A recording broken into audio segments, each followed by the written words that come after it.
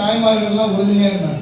அதே மாதிரி புரட்சி தலைவி அம்மா அவர்கள் பேசுறது கூட என்ன சொல்லுவாங்கன்னா, என்னை வாழ வைக்கின்ற தெய்வங்களை பெண்களை தான் குறிப்பிட்டு சொல்லுவாங்க. அதே போல பெண்களுக்கும் கொஞ்சம் முன்னுரிமை தரணும். பெண்களுக்கும் கொஞ்சம் ஓரளவுக்கு அவங்களுக்கும் தேவையான இடத்துல இன்னைக்கு பார்த்தீங்கன்னா மாண்புமிகு அம்மா அவர்கள் கொண்டு வந்தது தான் 50% இடஒதுக்கீடு கொண்டு வந்தது மாண்புமிகு அம்மா அவர்கள் தான்.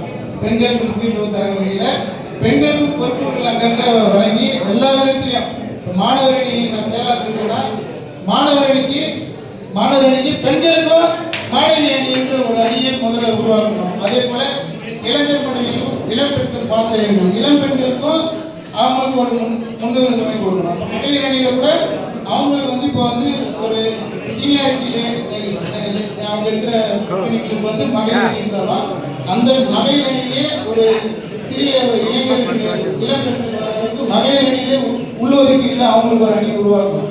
இந்த வகையிலெல்லாம் கொண்டு ஒரு ஒரு ஒரு கட்டமைப்பு இப்போ திமுக பார்த்தீங்கன்னா கிட்டத்தட்ட இப்போ மற்ற கட்சியெலாம் பார்த்தீங்கன்னா சுற்றுச்சூழல் அணின்றாங்க, ஏதோ ஒரு புது புது அணி, விளையாட்டு அணி, அது போல் ஒரு பரவலாக ஒரு அணி இருக்குது. அது போல் ஒரு நம்முடைய ஐயா அவர்கள் நம்ம பொதுச்செயலாளர் சொல்லி பல தரப்பட்டதுலையும் எல்லாருக்குமே ஒரு நல்ல பொறுப்புள்ள வகையில் ஒரு அணியை மேம்படுத்த செய்யணும், இருக்கிற அணியையும் வலுப்படுத்தணும்.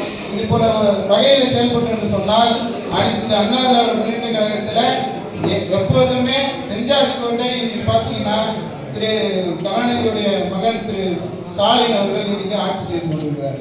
அவரு கிட்டத்தட்ட முதலமைச்சராக இருக்கிறதுக்கு தகுதியற்ற மனிதர் யாருன்னா ஸ்டாலின் தான். ஏன்னா தனக்கும் தன்னை சார்ந்தவர்களுக்கும், அதாவது அவர் மற்ற அமைச்சர்கள்லாம் அவங்க பிள்ளைங்கள்லாம் எம்பியா இருக்கிற காரணத்தினால அவருக்கு ஒரு ஆசை அவர் என்ன பண்ணார், அவன் பிள்ளைங்க ஸ்டாலின். அந்த வகையில தான் இன்னைக்கு தனக்காகவும் தன் மக்களுக்காக தான் பணியாற்றுகிறத தவிர தமிழக மக்களுக்காக பணியாற்றாத ஒரே முதல்வர் யாருன்னா ஸ்டாலின் மட்டும்தான். அந்த வகையில் இன்னைக்கு தமிழகம் துருப்பிட்டு கிடைக்குது. செஞ்சாதிக்கோட்டை முதலமைச்சர் நாற்காலி ரொம்ப நன்றாக கிடைக்குது.